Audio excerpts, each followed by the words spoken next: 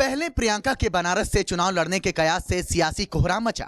अब खबर आ रही है कि बीजेपी के भीतर मांग उठ रही है कि पीएम मोदी बनारस के साथ पश्चिम बंगाल से भी चुनाव लड़ें।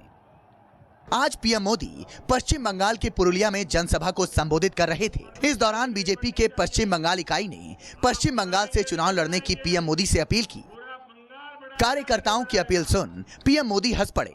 कहने को तो मोदी के चलते कार्यकर्ताओं को ये श्रद्धा थी, लेकिन इसके पीछे सियासी मायने हो सकते हैं। ठीक उसी तरह से जैसे प्रियंका गांधी के बारे में कहा जा रहा है कि वो मोदी के खिलाफ वाराणसी से चुनाव लड़ सकती हैं।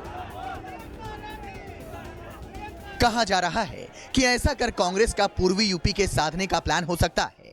हालांकि ना तो पार्टी की तरफ से और ना ही खुद प्रियंका की तरफ से यह कहा गया है कि वो मोदी के खिलाफ चुनाव लड़ेंगी।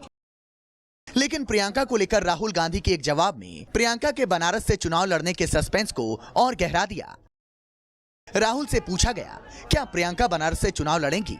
तो राहुल ने कहा, मैं ना इसकी पुष्टि कर रहा हूं, ना ही इनकार कर रहा हूं। आपको बता दें कि प्रियंका के बनारस से चुनाव लड़ने के कयास तब शुरू हुए जब पिछले महीने अमेठी में कार्यकर्ताओं ने प्रियंका से चुनाव लड़ने की बात कही तो उन्होंने कहा कि क्या मैं बनारस से चुनाव लड़ जाऊं। मोदी के बंगाल और प्रियंका के बनारस से चुनाव लड़ने को सियासी शिगुफा कहें या फिर सियासी हिट एंड रन की रणनीति, जिसके सहारे दोनों पार्टियां एक दूसरे को कंफ्यूजन में डाल रही हैं। आपको बता दें कि 2014 में पश्चिम बंगाल की 42 सीटों में टीएमसी के 34, बीजेपी को 2, कांग्रेस 4 और सीपीएम को 2 सीटें मिली थी। बंगाल में बीजेपी की हालत कुछ ठीक नहीं थी, इसलिए शायद पार्टी के लोग चाहते हैं कि अगर पीएम यहां से चुनाव लड़ते हैं तो पार्टी को बड़ा फायदा मिल सकता है।